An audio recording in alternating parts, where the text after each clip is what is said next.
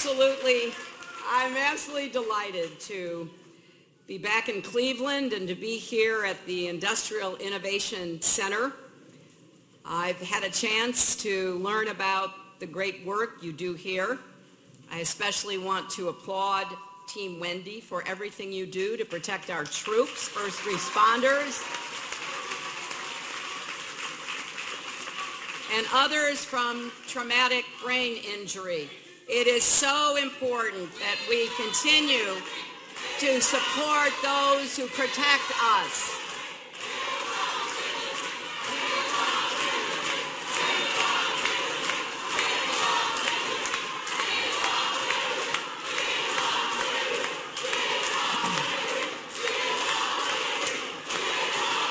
Thank you.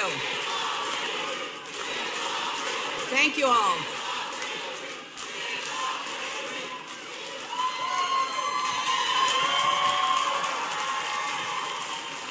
It is good to be back in Cleveland, I can tell you that. I want to thank your extraordinary Senator Sherrod Brown for his leadership, for that very kind and generous introduction.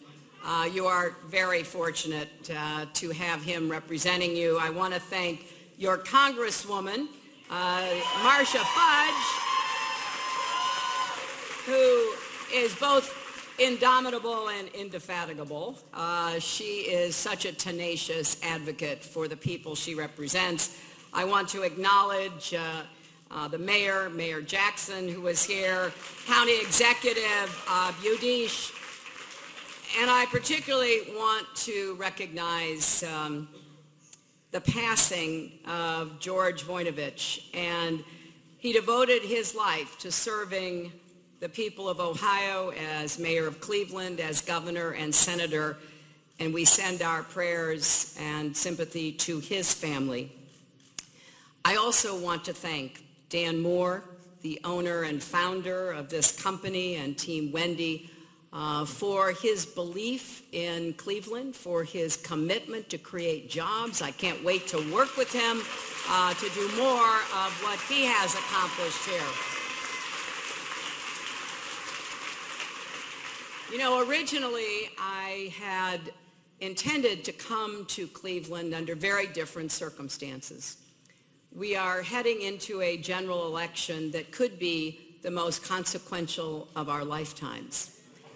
But today is not a day for politics. On Sunday, Americans woke up to a nightmare that's become mind-numbingly familiar. Another act of terrorism in a place no one expected. A madman filled with hate, with guns in his hands, and just a horrible sense of vengeance and vindictiveness in his heart.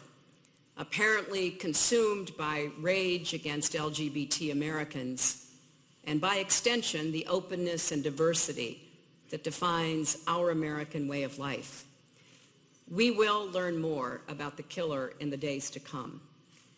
We know that he pledged allegiance to ISIS, that they are now taking credit, and that part of their strategy is to radicalize individuals and encourage attacks against the United States, even if they are not coordinated with ISIS leadership. But there's a lot we still don't know, including what other mix of motives drove him to kill. The more we learn about what happened, the better we'll be able to protect our people going forward. In the days ahead, we will also learn more about the many lives he viciously cut short. Many of them young people just starting out in their lives. They were travel agents and pharmacy techs, college students and amusement park workers, sons and daughters, brothers and sisters, and they had one thing in common. They all had a lot more to give.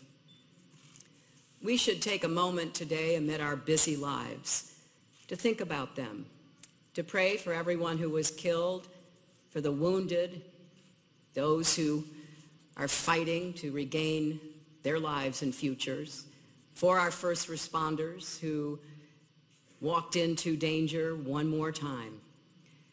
As a mother, I can't imagine what those families are going through.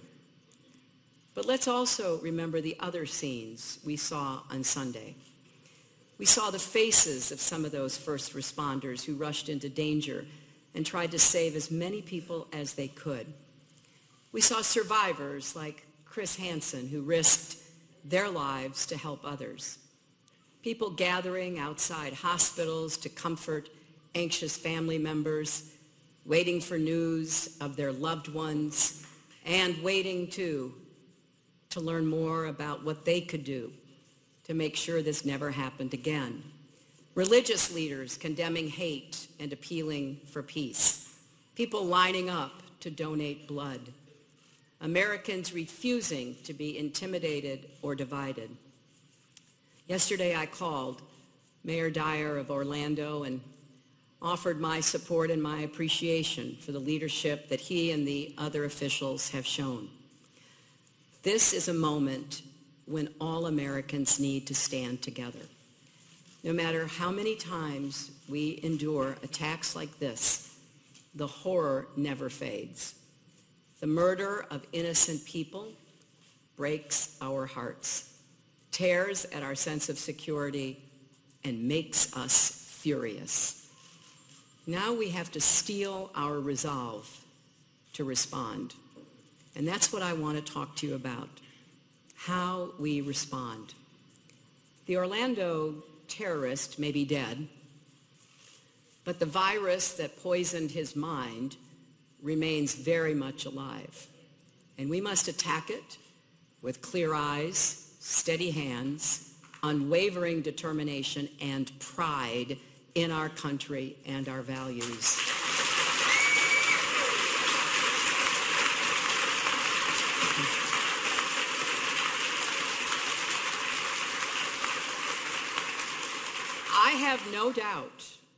I have no doubt we can meet this challenge if we meet it together. Whatever we learn about this killer, his motives in the days ahead, we know already the barbarity that we face from radical jihadists is profound. In the Middle East, ISIS is attempting a genocide of religious and ethnic minorities. They are slaughtering Muslims who refuse to accept their medieval ways. They are beheading civilians, including executing LGBT people. They are murdering Americans and Europeans, enslaving, torturing, and raping women and girls. In speeches like this one, after Paris, Brussels, and San Bernardino, I have laid out a plan to defeat ISIS and the other radical jihadist groups in the region and beyond. The attack in Orlando makes it even more clear. We cannot contain this threat. We must defeat it. And the good news is that the coalition effort in Syria and Iraq has made recent gains in the last months. So we should keep the pressure on ramping up the air campaign, accelerating support for our friends fighting to take and hold ground, and pushing our partners in the region to do even more. We also need continued American leadership to help resolve the political conflicts that fuel ISIS recruitment efforts. But as ISIS loses actual ground in Iraq and Syria, it will seek to stage more attacks and gain stronger footholds wherever it can, from Afghanistan to Libya to Europe. The threat is metastasizing. We saw this in Paris and we saw it in Brussels. We face a twisted ideology and poisoned psychology that inspires the so-called lone wolves, radicalized individuals who may or may not have contact and direction from any formal organization. So yes, efforts to defeat ISIS on the battlefield must succeed, but it will take more than that.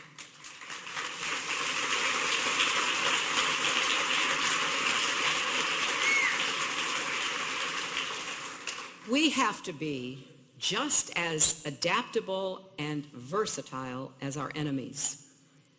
As president, I will make identifying and stopping lone wolves a top priority.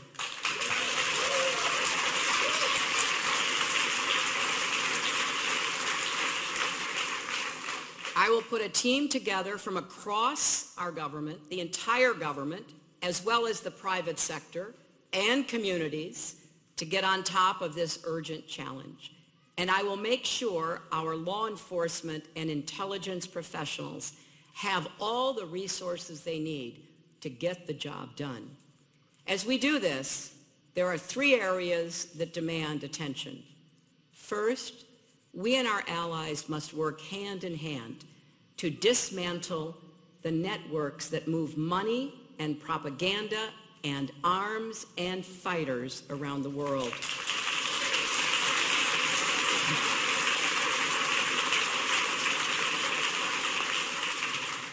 We have to stem the flow of jihadists from Europe and America to Iraq, Syria, Afghanistan, and then back again. The only way to do this is by working closely with our partners, strengthening our alliances, not weakening them or walking away from them. Second, here at home, we must harden our own defenses. We have to do more to support our first responders, law enforcement, and intelligence officers who do incredible work every day at great personal risk to keep our country safe.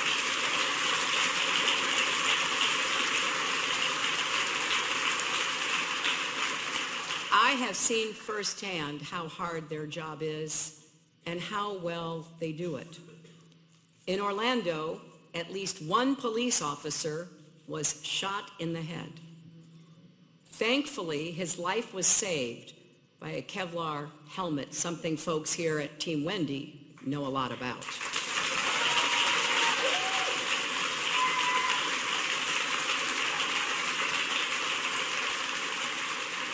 It's often been said that our law enforcement, our intelligence agencies, our first responders have to be right 100% of the time. The terrorists only have to be right once. What a heavy responsibility. These men and women deserve both our respect and gratitude, and they deserve the right tools and resources and training. Too often, state and local officials can't get access to intelligence from the federal government that would help them do their jobs. We need to change that. We also need to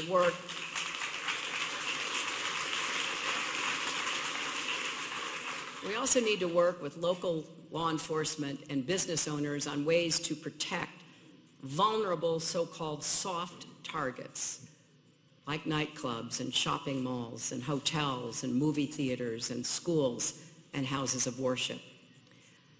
Now, I know a lot of Americans are asking how it was possible that someone already on the FBI's radar could have still been able to commit an attack like the one in Orlando, and what more we can do to stop this kind of thing from happening again. Well, we have to see what the investigation uncovers. If there are things that can and should be done to improve our ability to prevent, we must do them. We already know we need more resources for this fight. The professionals who keep us safe would be the first to say we need better intelligence to discover and disrupt terrorist plots before they can be carried out. That's why I've proposed an intelligence surge to bolster our capabilities across the board with appropriate safeguards here at home. Even as we make sure our security officials get the tools they need to prevent attacks, it's essential that we stop terrorists from getting the tools they need to carry out the attacks.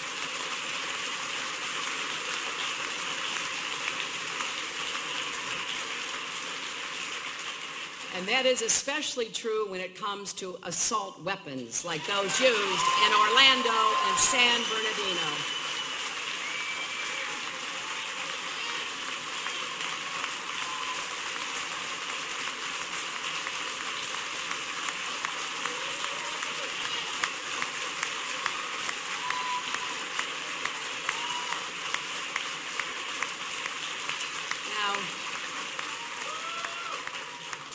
I believe weapons of war have no place on our streets.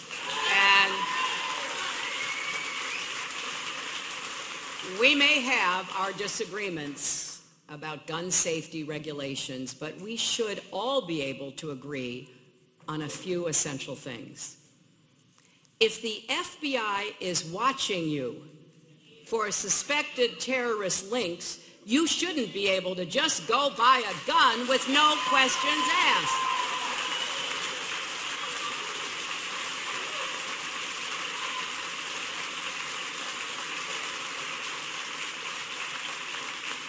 And you shouldn't be able to exploit loopholes and evade criminal background checks by buying online or at a gun show.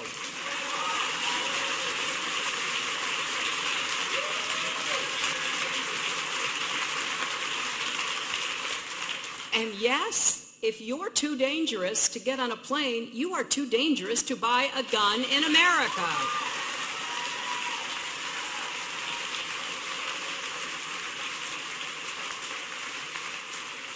Now, I know some will say that assault weapons and background checks are totally separate issues having nothing to do with terrorism. Well, in Orlando and San Bernardino, terrorists used assault weapons, the AR-15, and they used it to kill Americans. That was the same assault weapon used to kill those little children in Sandy Hook. We have to make it harder for people who should not have those weapons of war. And that may not stop every shooting or every terrorist attack, but it will stop some, and it will save lives, and it will protect our first responders.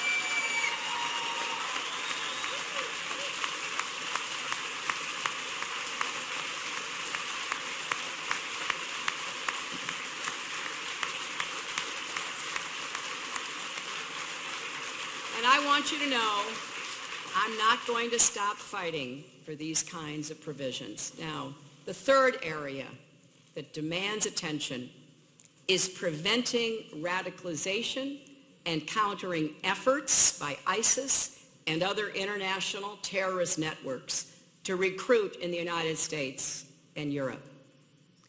For starters, it is long past time for the Saudis, the Qataris, and the Kuwaitis and others to stop their citizens from funding extremist organizations.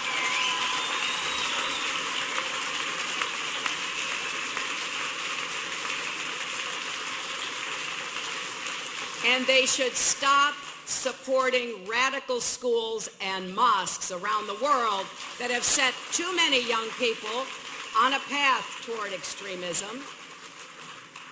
We also have to use all our capabilities to counter jihadist propaganda online.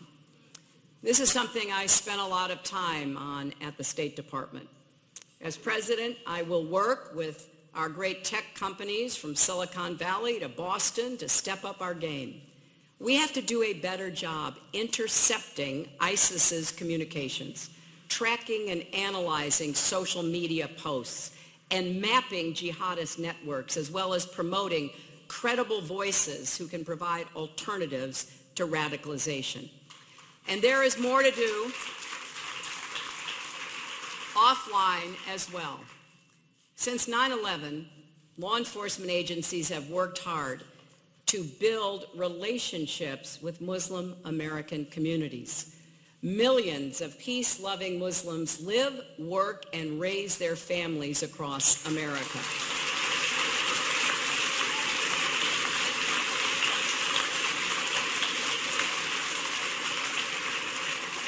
And they are the most likely to recognize the insidious effects of radicalization before it's too late, and the best position to help us block it.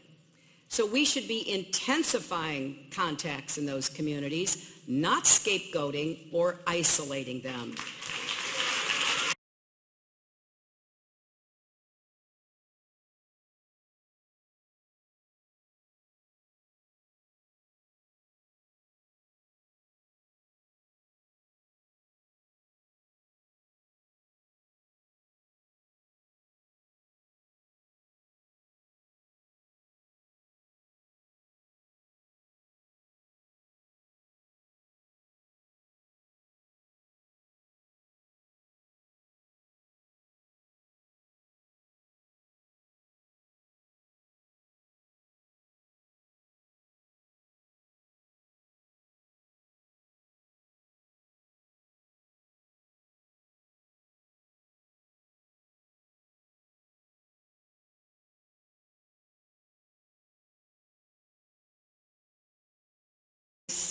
and friends of Muslim Americans, as well as millions of Muslim business people and tourists from entering our country, hurts the vast majority of Muslims who love freedom and hate terror.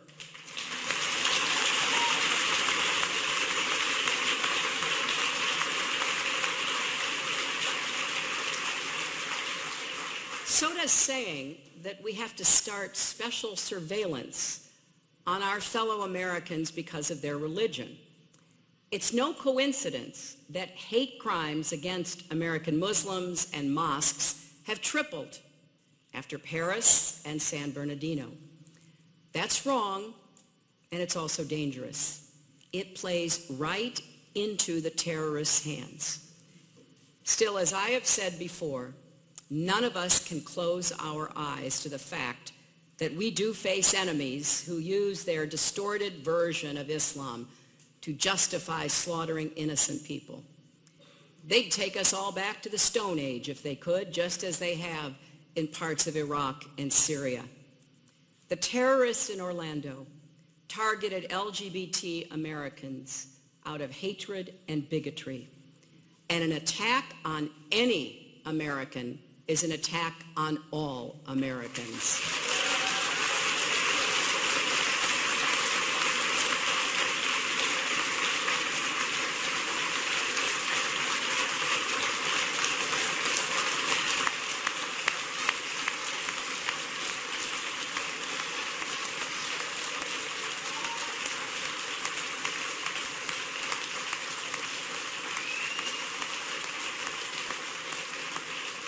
And I want to say this to all the LGBT people grieving today in Florida and across our country.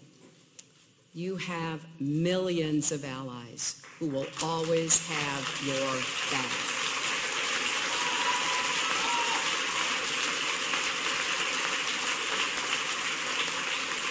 And I am one of them.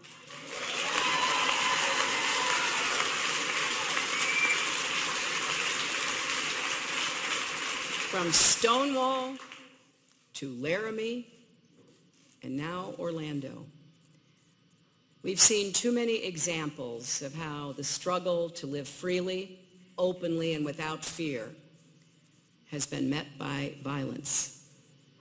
We have to stand together, be proud together. There is no better rebuke to the terrorists and all those who hate. Our open, diverse society is an asset in the struggle against terrorism, not a liability. It makes us stronger and more resistant to radicalization. And this raises a larger point about the future of our country. America is strongest when we all believe that we have a stake in our country and our future. This vision has sustained us from the beginning. The belief that, yes, we are all created equal, and the journey we have made to turn that into reality over the course of our history. That we are not a land of winners and losers, that we should all have the opportunity to live up to our God-given potential, and we have a responsibility to help others do so as well.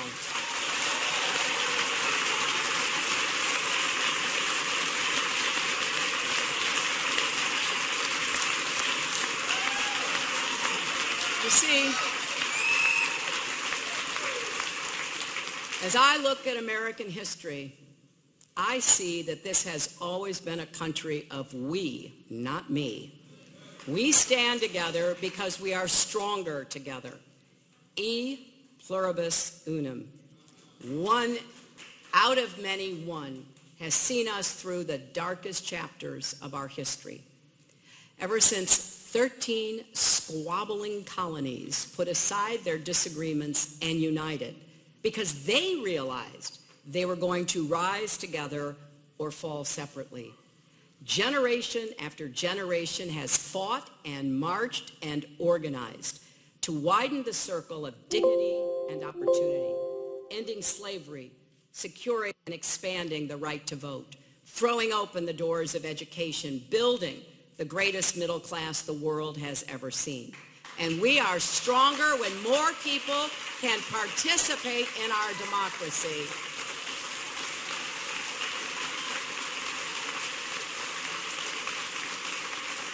And we are stronger when everyone can share in the rewards of our economy and contribute to our communities. When we bridge our divides and lift each other up instead of tearing each other down. Now, we have overcome a lot together, and we will overcome the threats of terror and radicalization and all of our other challenges.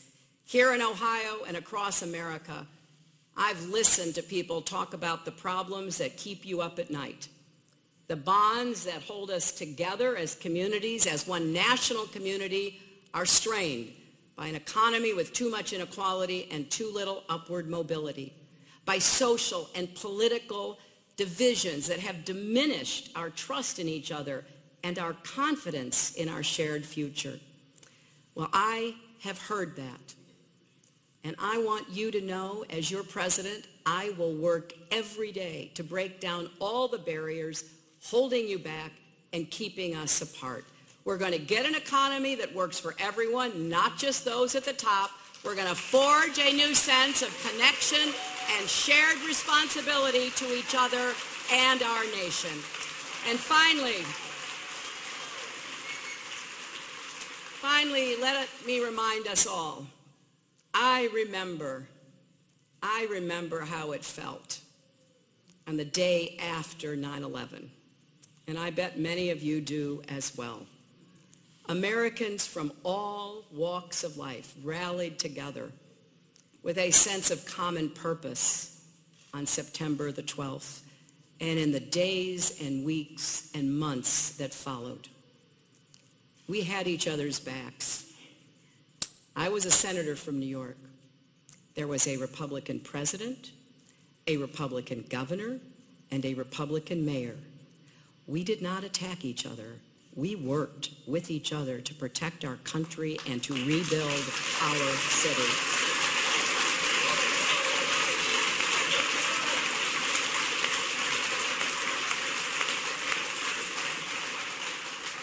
President Bush went to a Muslim community center just 6 days after the attacks to send a message of unity and solidarity. To anyone who wanted to take out their anger on our Muslim neighbors and fellow citizens, he said, that should not and that will not stand in America.